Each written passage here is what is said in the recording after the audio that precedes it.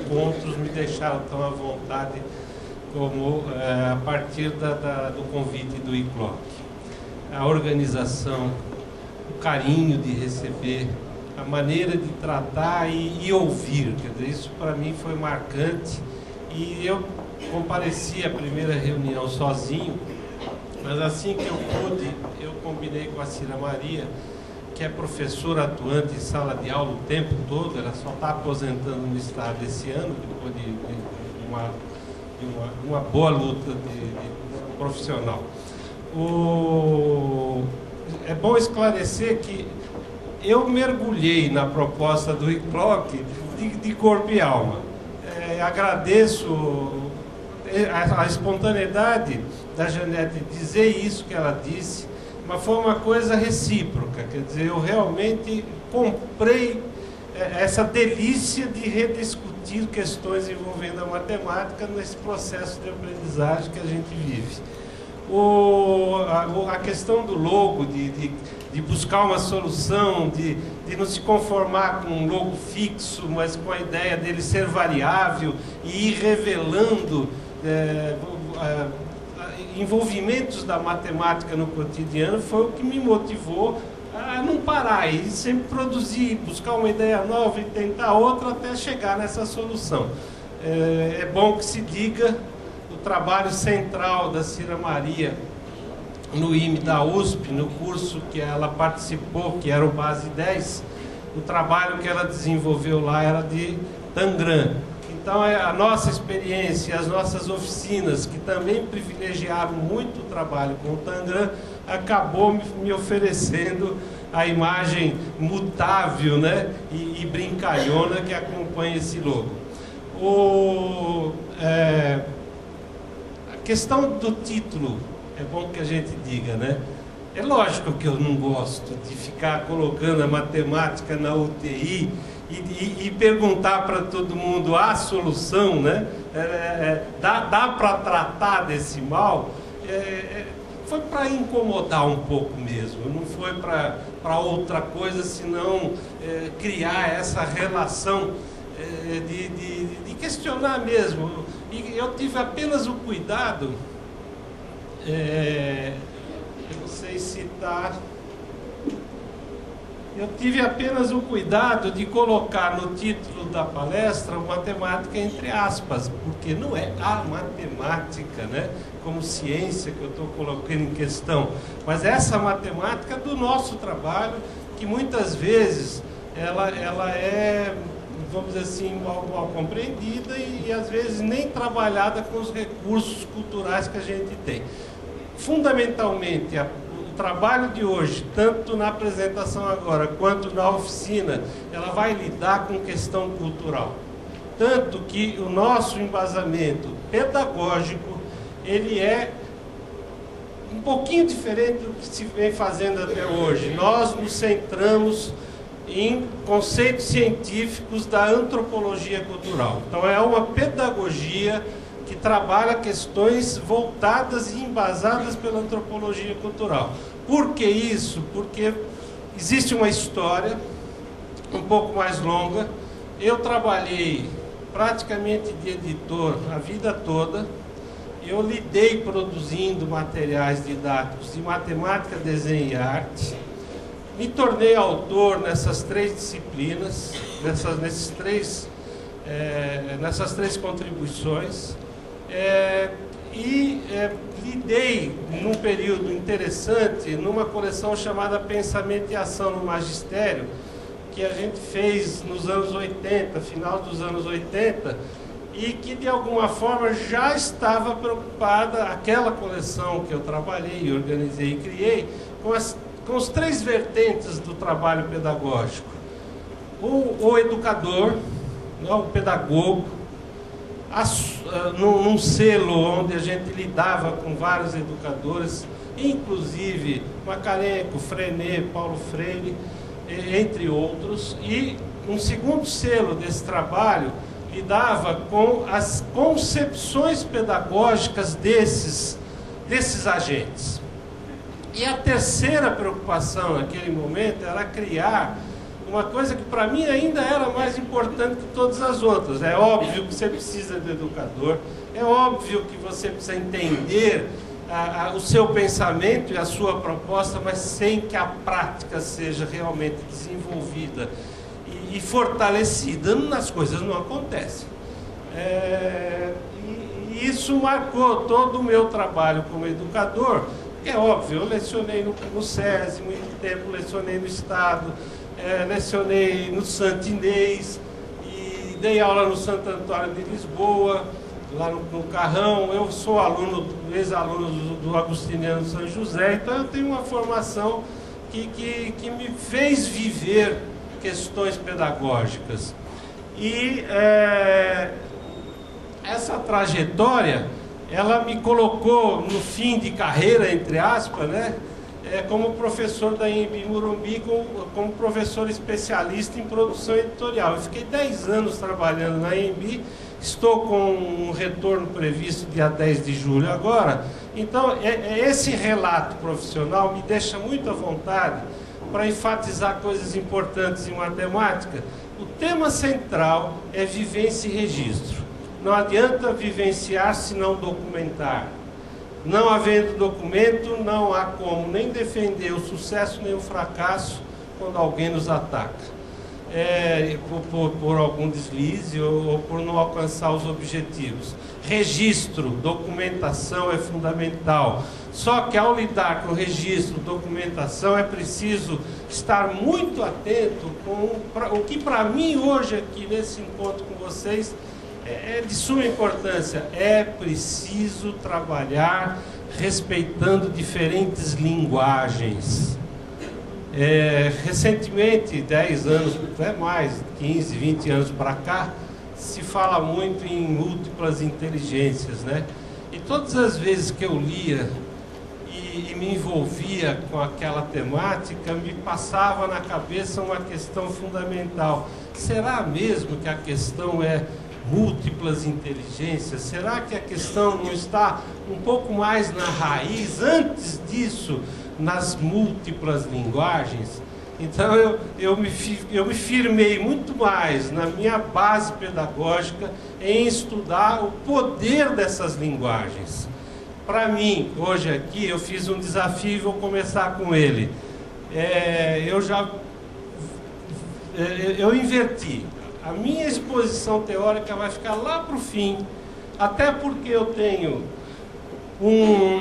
uma cópia para ser lida com calma posteriormente, ou mesmo durante a exposição final, mas eu inverti tudo. Eu vou começar com exemplos rápidos e flashes, procurando não me ater em demasia e nem demorar em cada caso, para que a gente tenha de fato um mosaico bem colorido e bem variável, lidando com diferentes linguagens. Só que para isso vou desafiá-los inicialmente aqui. Eu estou um pouco incomodado de ter que falar italiano, né?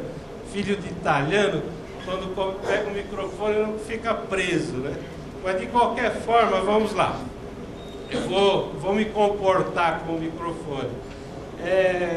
Vocês vão perceber que esse símbolo do Tangram, que é sempre uma figura humana e às vezes não, quando for o caso, vocês vão perceber, ele está sempre brincando, ele está sempre variando. E esse símbolo que acompanha o ICLOC, inclusive a instituição escolar do grupo, ele está sempre presente e ele é meio maroto, ele está mudando de posição, ele está gerando uma ação diferente. O meu título, independente daquele que foi colocado no início da palestra, preferido é Matemática se resolve com arte. Eu coloco a arte como elemento de entrada, como o primeiro passo para reconquistar a matemática. Então é a linguagem gráfica para mim um elemento que vai fazer essa diferença o tempo todo, até porque a minha formação lá embaixo, antes de eu decidir pela matemática, sempre foi arte. Eu só não me fixei como profissional de arte por ter problemas visuais bastante graves. Eu sou um alto míope de 29 dioptrias.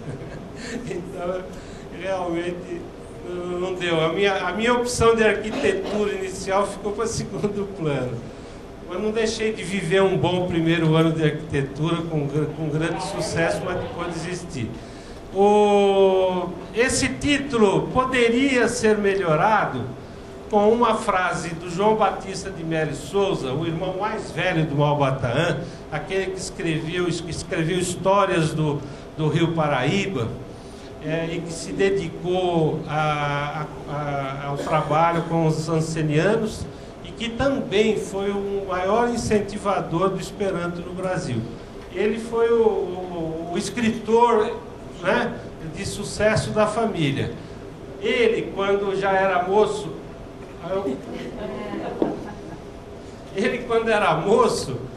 ele escreveu um livro, quando ele era moço ele fez essa observação, mas ele escreveu um livro chamado Os Meninos de Queluz.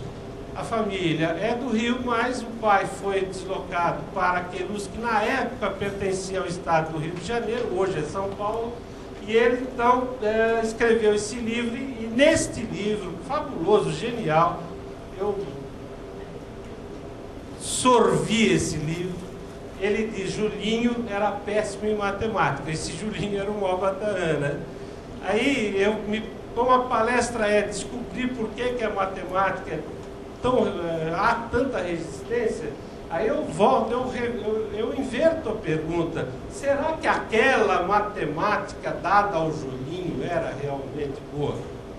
Quer dizer, essa é a questão central. Quer dizer, aquilo que era oferecido era, de fato, uma matemática que atendia às necessidades do Julinho como um símbolo do menino brasileiro que estava aprendendo matemática.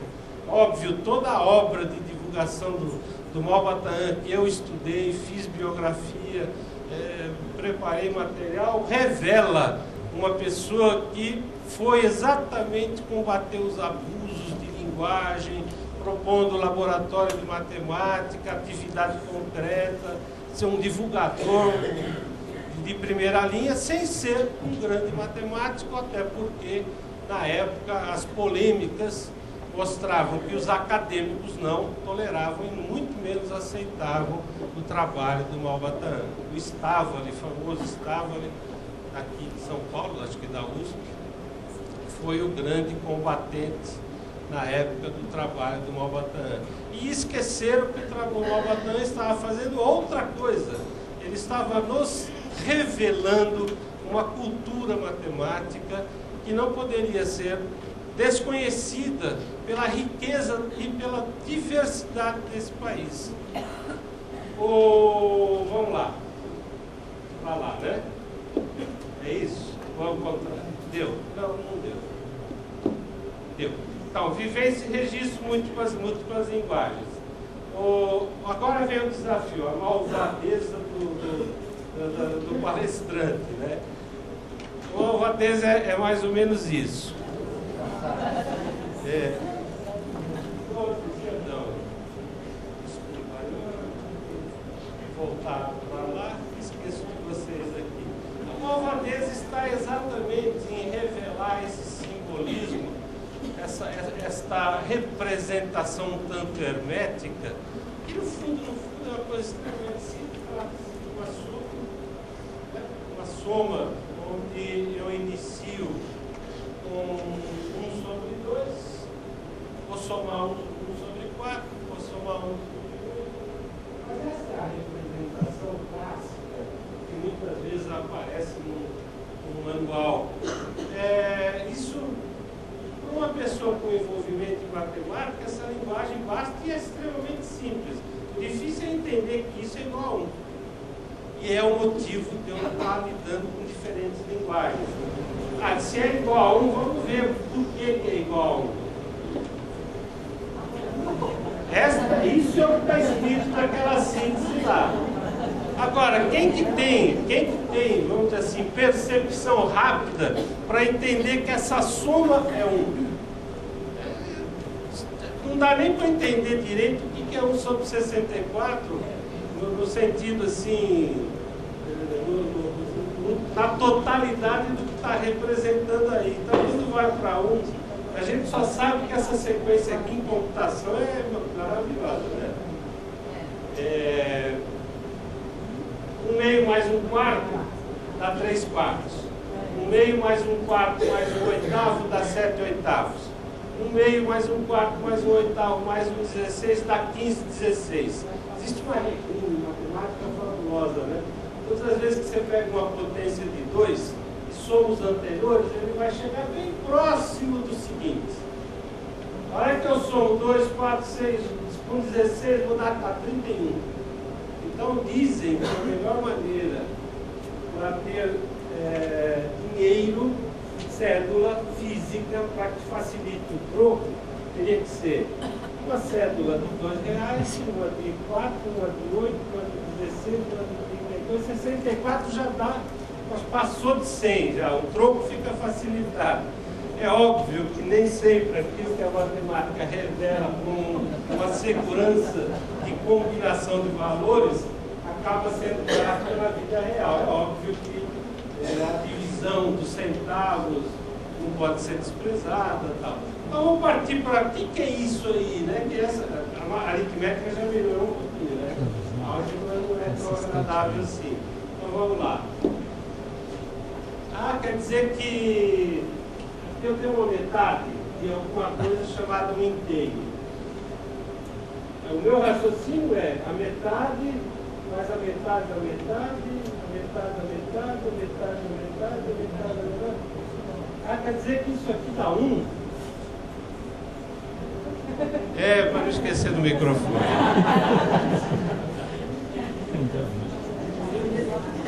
A Cira fez matemática em Bauru. E eu nunca sei direito se ela fez educação física antes ou matemática antes. Mas a Cira, como estudante do interior de São Paulo, às vezes não pôde, não teve as facilidades de quem mora ou viveu um processo de aprendizagem nas grandes cidades. E ela nunca tinha mexido direito num compasso. E ela foi minha assessora da edição do Carlos Mármore, lá na Scipione. Eu editei a obra do Carlos Mármore. Aí eu disse para ela, você vai fazer um gabarito para mim. Quase morreu, coitadinha. Mas eu pus na mão dela um compasso, 3 lapiseiras de cores diferentes e espessuras diferentes, 0,0305, não, era 0,10305.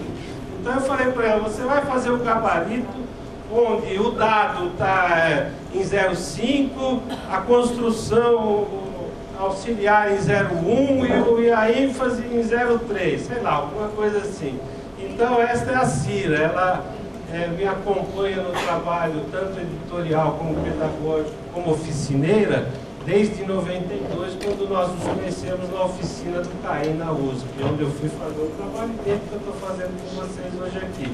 Então ela é a pessoa que, mais do que minha companheira de trabalho, ela é um pouco anjo da guarda, porque eu disse pro pessoal do blog, pelo amor de Deus, deixa a Cira me acompanhar, porque como eu não enxergo bem, ela vai me ajudar o tempo todo e dar a vocês, para vocês, aquilo que ela tem oferecido para mim. Eu agradeço e vou agradecer sempre. Mas será que então isso aqui responde à soma?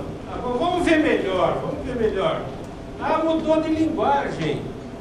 Aquilo que era aritmética está aqui graficamente, quer dizer, a linguagem gráfica é menos poderosa ou mais poderosa do que a álgebra aritmética? Idênticas. Agora, quem mostra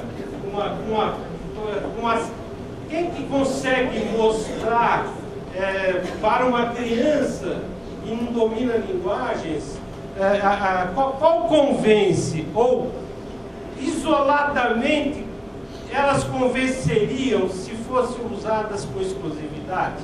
A minha defesa é: trabalhe com todas as linguagens. Olha a mágica que vem agora, ó.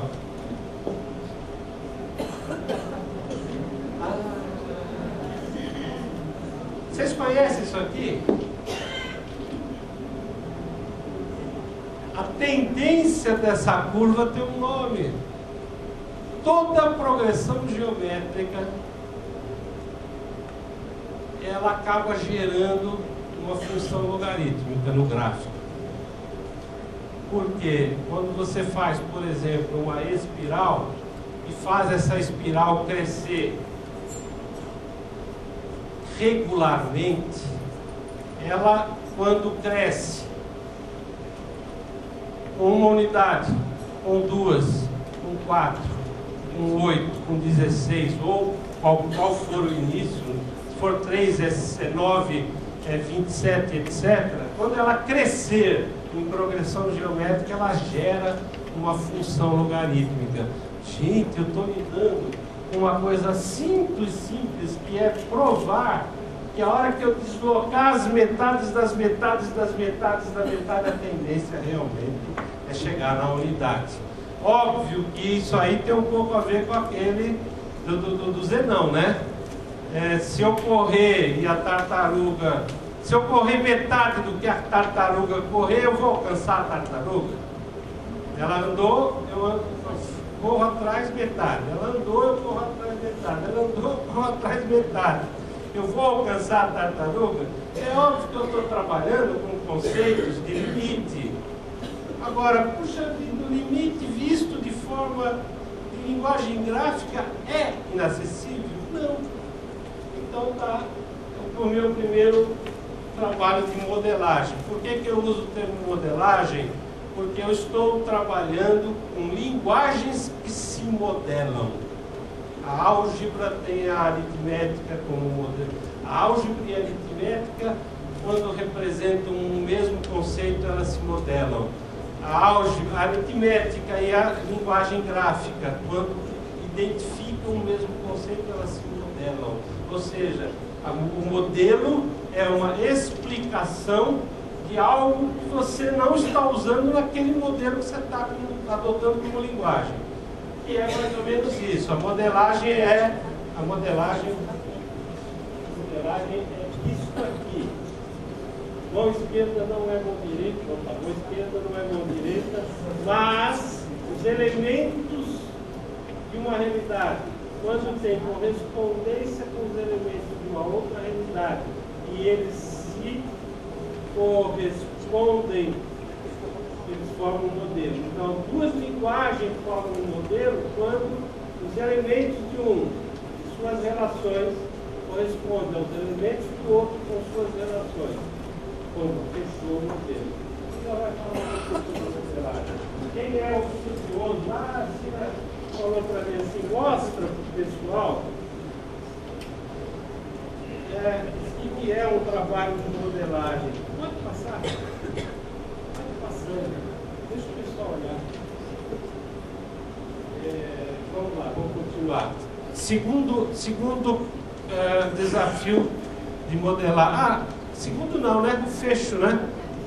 Quase que o fecho. Começou a linguagem gráfica com a linguagem aritmética. Já dá para entender um pouquinho. A linguagem gráfica com a linguagem algébrica. Já não é tão assustador assim quando você vivenciou um processo. Vamos para o seguinte.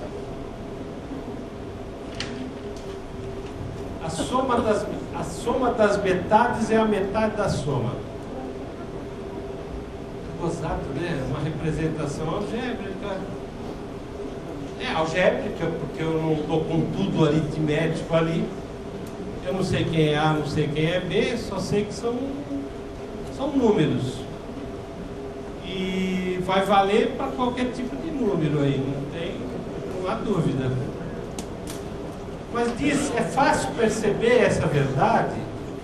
A gente, quando coloca isso em discussão numa sala de aula, a gente diz e pronto. Onde está a concepção, a ideia, perceber que isso é verdade? Mas vamos brincar com modelagem. Vamos brincar. Eu tenho um A e um B, então eu tenho a soma. Duas linguagens diferentes. Linguagem gráfica e linguagem algébrica. Eu tenho a metade do A e tenho a metade do B, que eu propositalmente fiz corresponder à divisão entre a divisão espacial entre o A e o B. Fiz de propósito porque não fica tão claro quem é esse A sobre 2 somado com B sobre 2. Mas será que agora melhora um pouquinho? Opa!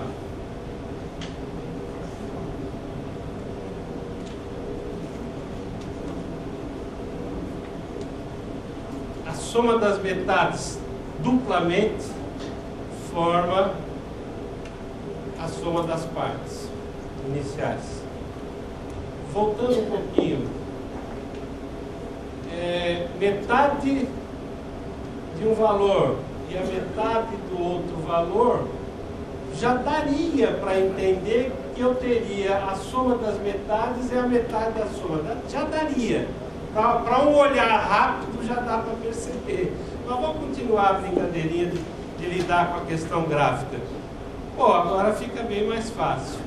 Eu não me recordo se eu finalizei aí, mas esse deslocamento é uma prova gráfica, uma demonstração gráfica de que a soma das metades é igual à metade da soma.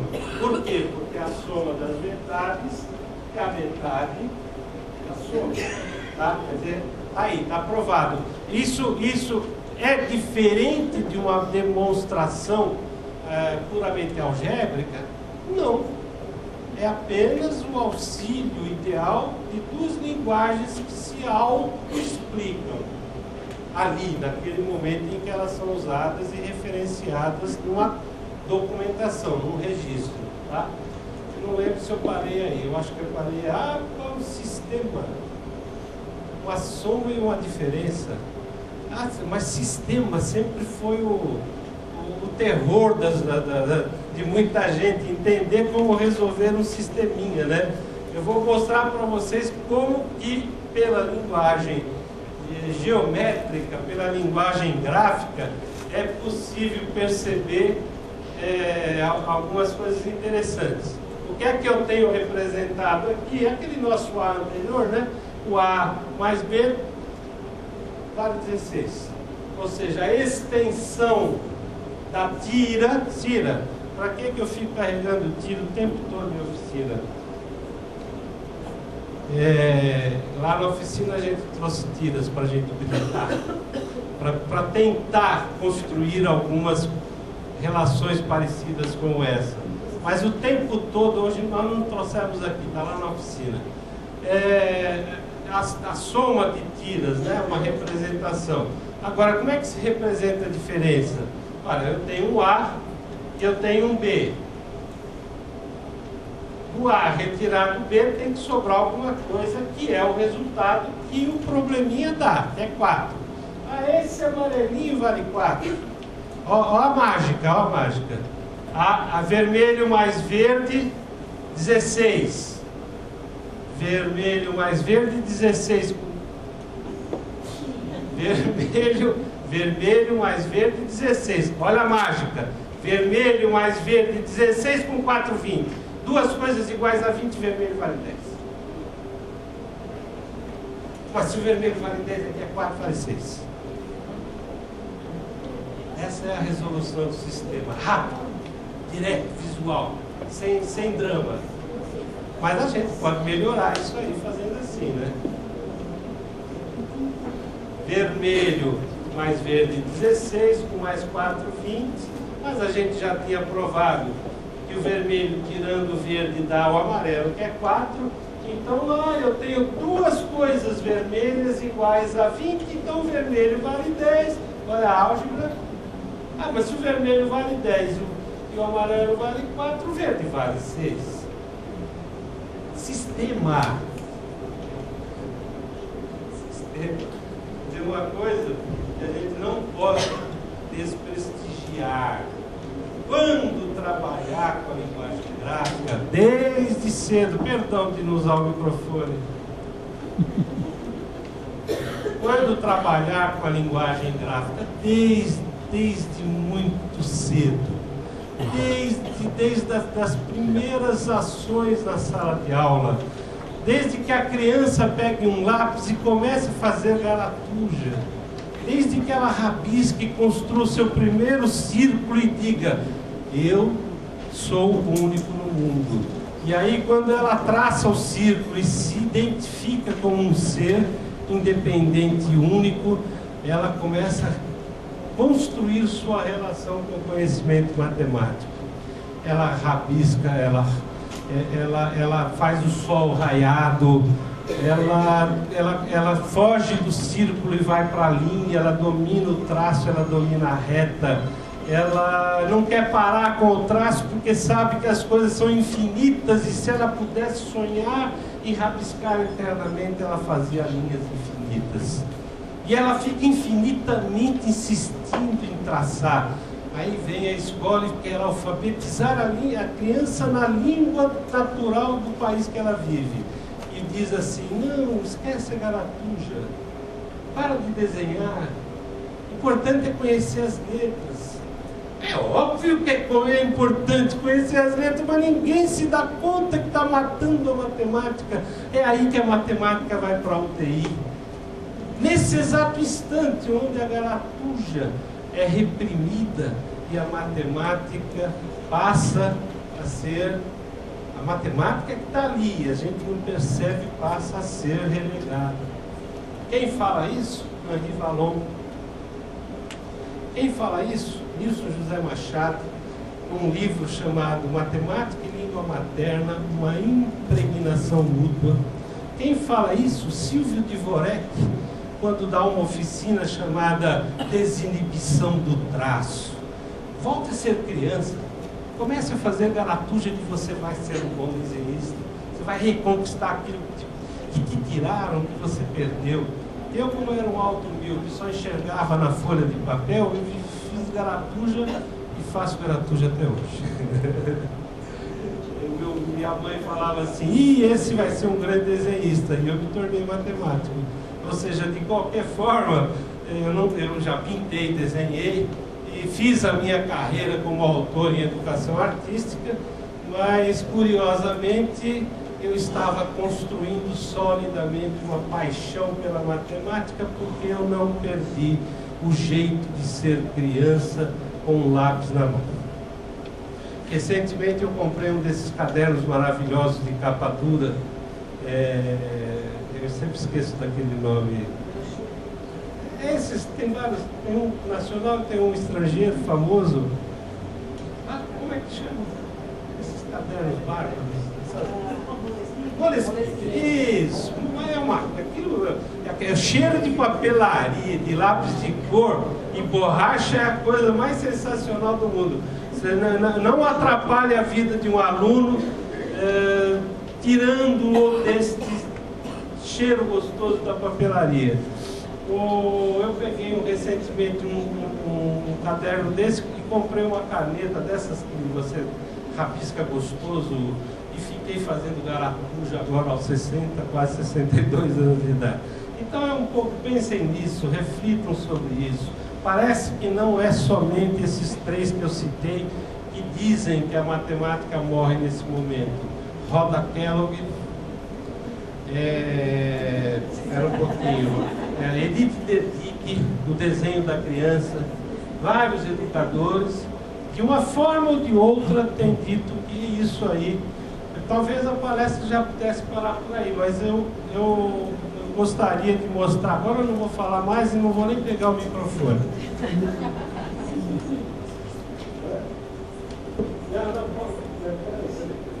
Vou apresentar slides. Quem me ajuda lá na máquina, eu quero apresentar trançado. Localiza a pastazinha de trançado. Pega o PowerPoint que está na versão 2003.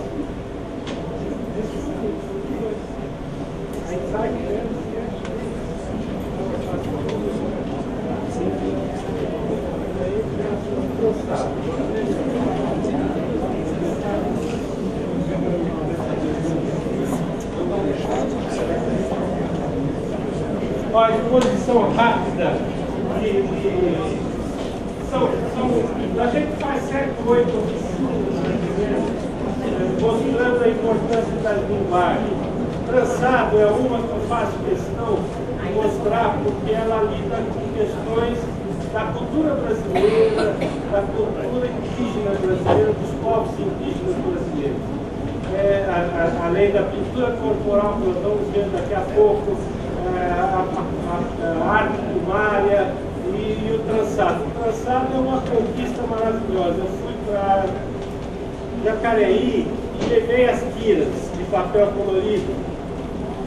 Encontrei duas descendentes, duas índias tupi-guarani. Uma que não parecia e a outra que era a Índia propriamente dita, era de origem cadibeu, da Bodoquena. Ela é de Miranda, né? Ela revela essa raça brasileira maravilhosa, que é a nossa herança. Vamos lá. São oficinas. Então vamos logo fazer. Você quer terminar lá?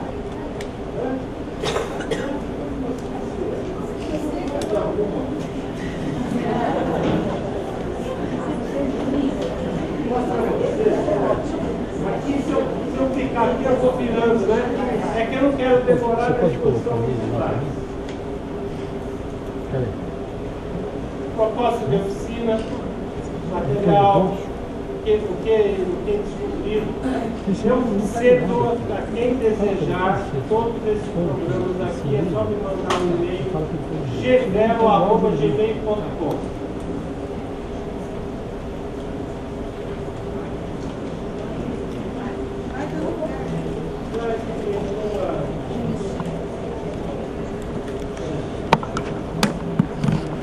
Conceição é a família é índia mesmo, né?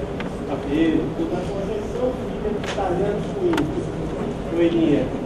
Ela fez um trabalho, a Conceição fez um trançado aberto, como se fosse para guardar ovos, e a Conceição fez um cesto, que é esse cesto.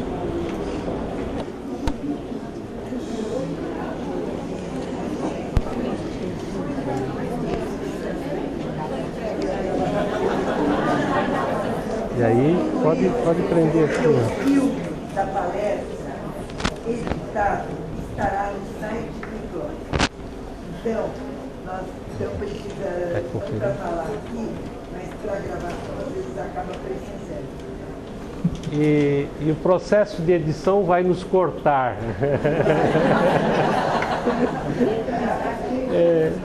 A gente não está na Globo, mas precisa documentar o nosso evento, né?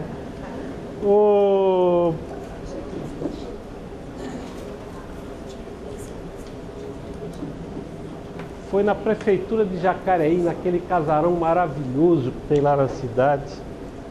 Foi uma das coisas mais belas que me aconteceu, de encontrar pessoas que, conhecendo a arte indígena do trançado, ensinaram as outras pessoas.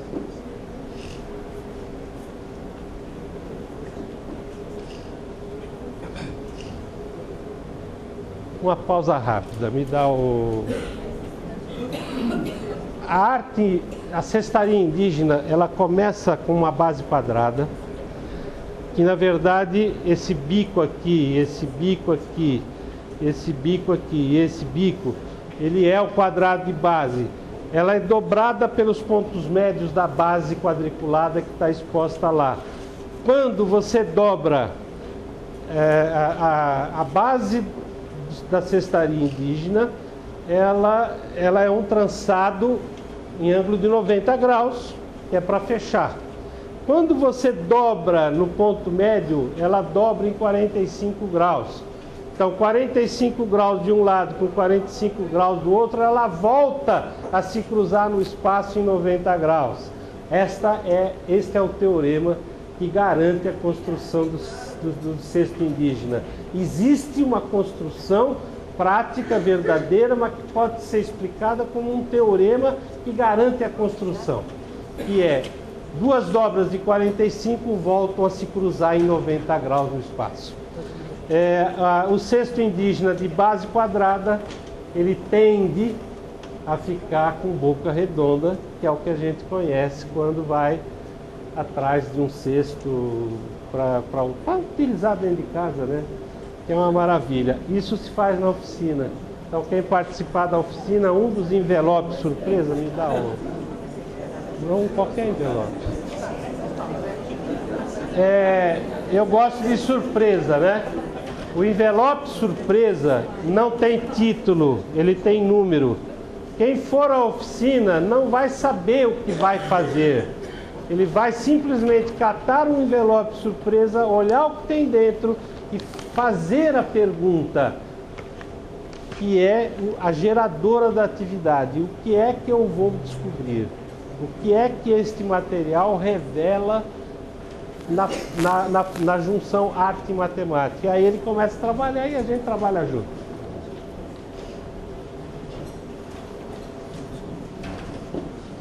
Eu acho que eu vou nos dois toques mesmo, porque vai mais rápido, eu não enxergo ali. Cira, quer falar alguma coisa? Não dá tempo, né? Entendi a mensagem, mestra. Isso aqui é... Quem fez trabalhos manuais no magistério de 50 anos atrás sabe o que é isso. Esse trabalho é africano.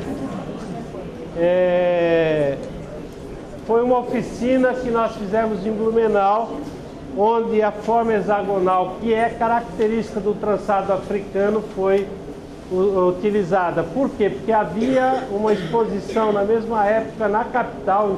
Nós estávamos em Blumenau, em Florianópolis havia um africano trabalhando, Paulo Guedes, junto com alguns africanos fazendo isso. E nós incorporamos. Olha que deu a Cira aí. Olha lá. Olha aí, olha aí. Resgata aquela brincadeira inicial, onde eu falei que a linguagem gráfica pode revelar estruturas algébricas e aritméticas. Elas estão aí, presentes. Esse trabalho de releitura e de representação e de documentação com as linguagens tradicionais da matemática são gerados a partir daqui. Ó.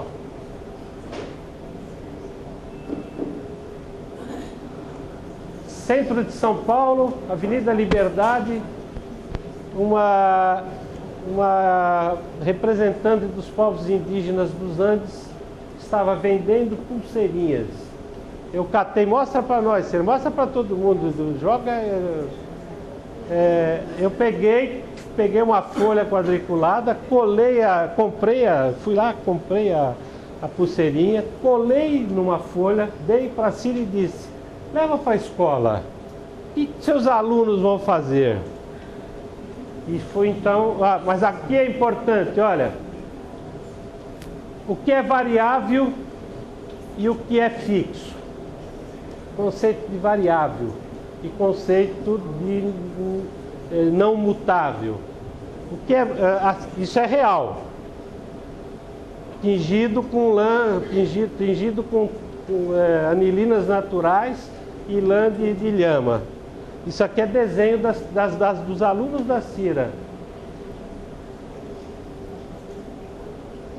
Muda a posição, mas não muda o design. Ou seja, o elemento gráfico gerador dentro do modelo. Não muda a cor, não muda o design, mas muda a dimensão.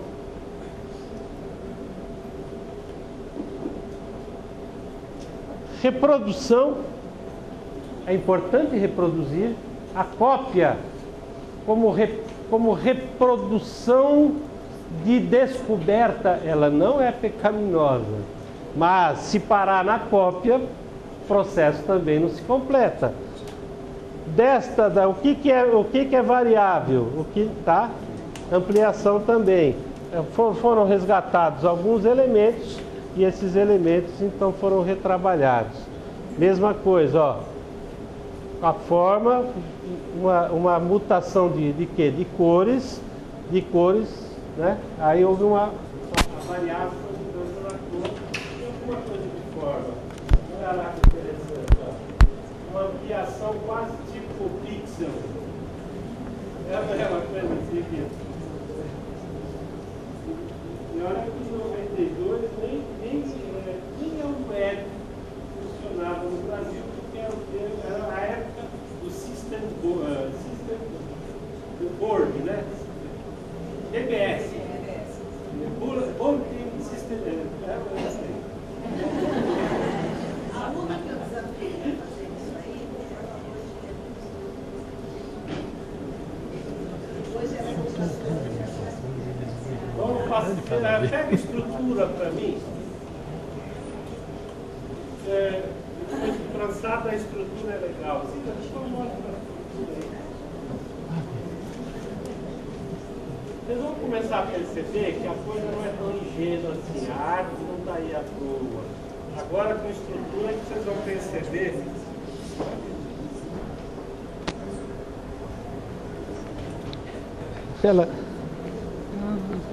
Ela não gosta de aparecer. Está ali na frente e não gosta de aparecer. Peraí. Não, para ficar mais pertinho para depois eu pedir. Esse trabalho é magnífico. Foi feito na USP, no CAEM, no período em que a Cila estava fazendo o curso básico.